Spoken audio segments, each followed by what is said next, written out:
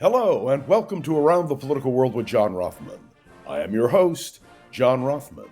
If you're a fan of the show, make sure to hit the follow button on the top right of Apple Podcasts, Spotify, or wherever you are listening at this very moment.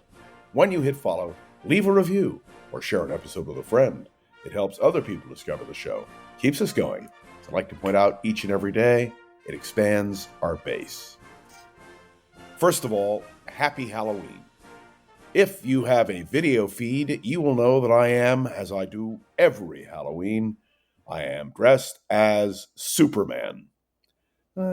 Well, wishful thinking perhaps, but my hero as a kid, George Reeves, and the adventures of Superman really are remarkable. But enough about Superman. Let me talk about today. It's Halloween. That's right. That's why I'm wearing my Superman uniform. But I want to be clear. I am haunted every single day when I do this podcast about what I should emphasize, what's important, what are the issues that people really care about. And of course, in a brief podcast, it's hard to cover everything. But let me give it, a shot this morning. First of all, Andrew. Oh, I can't call him Prince Andrew anymore. He's no longer Prince Andrew. He's been stripped of his title. But I'm less concerned about that than I am about the implications for the case right here in the United States. When Congress reconvenes, there will be a motion put on the floor of the House of Representatives to discharge the bill, which will allow the release of the Epstein files.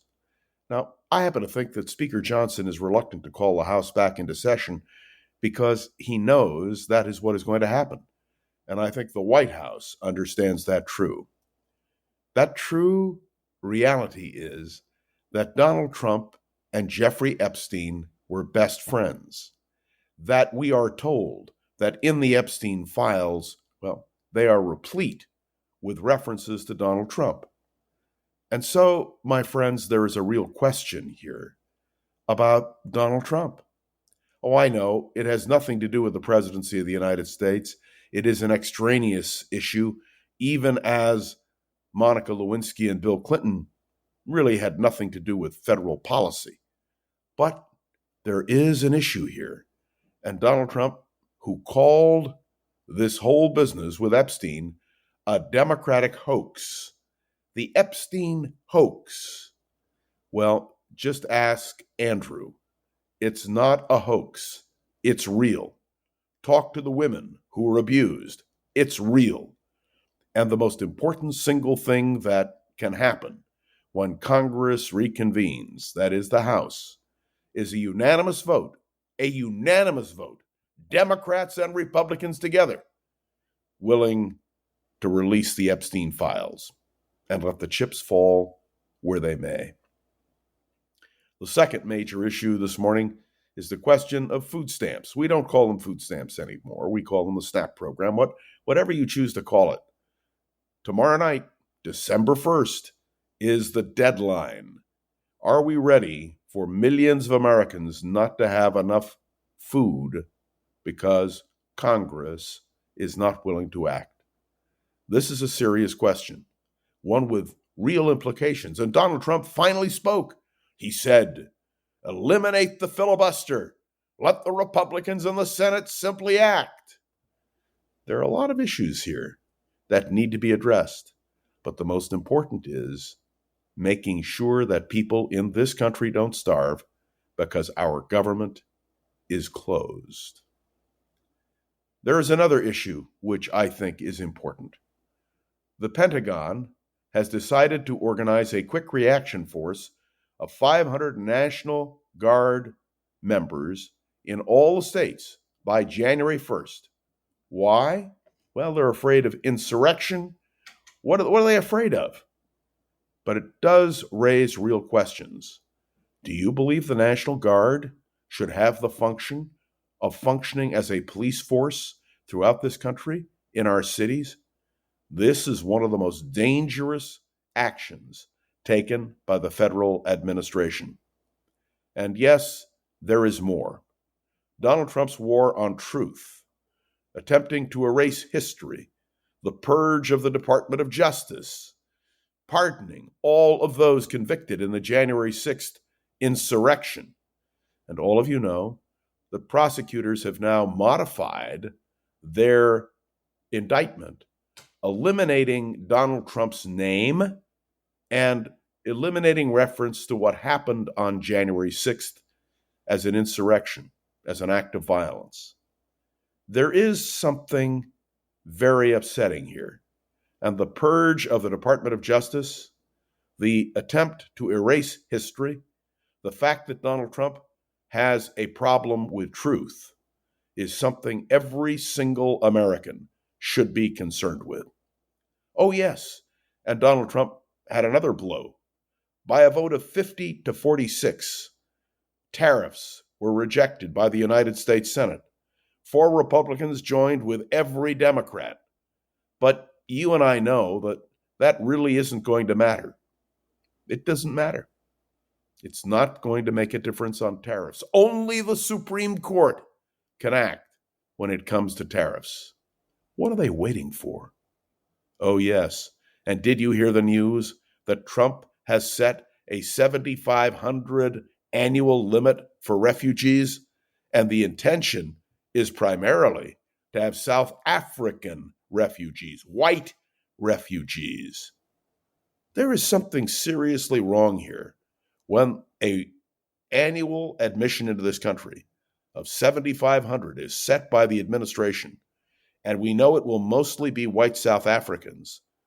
This is a dramatic drop after the United States previously allowed in hundreds of thousands of people fleeing war and persecution from around the world. By the way, the Trump administration published the news Thursday in a notice in the Federal Register. And that's not all. We now know that Donald Trump is hinting that he may resume nuclear testing after 30 years when we haven't nuclear tested. What's very interesting is the people in his administration had no idea what Donald Trump had in mind. Let me explain. But there is another blow. The Human Rights Commission of the United Nations has blasted the United States for our actions relative to Venezuela and Colombia. The attacking of boats, the killing of innocent people, and, well, a deafening silence from this administration. By the way, it is the Department of Defense legally, not the Department of War. And when the President of the United States misstates a federal government agency, that should concern us all. Now, I have spent most of this time talking about the issues which haunt me, and every single one of them haunts me. Do they haunt you? Is the country aware of what is happening? Are the Republicans reacting? What will happen tomorrow night when the whole question of the food that America needs to eat is on the table?